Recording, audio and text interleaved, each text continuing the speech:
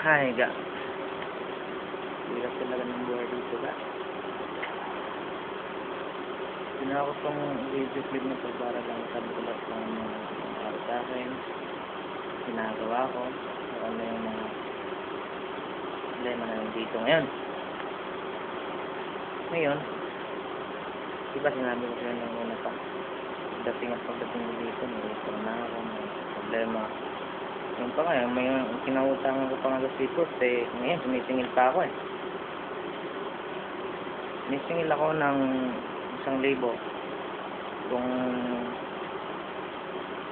i-ano natin sa peso, siguro mga 13,000 or basta mahigit 10,000, ganyan. Ngayon nga, dagdag mo pa itong problema sa kapatid ko na, di ba, naikwento ko na sa'yo dati,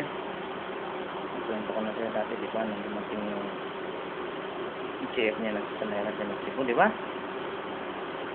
Kasi dagdag mo pa itong sinapapa, kung si Jamil, kung si Patun. Ngayon, nag-aaway pa sila ngayon sa internet connection kasi nag-aagawan ni Magina Hindi lumulugar yung nanay.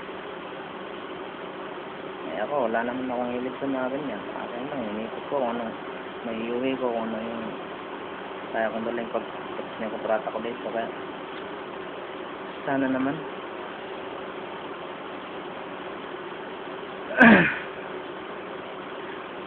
Sana naman, tibayan ng loob mo.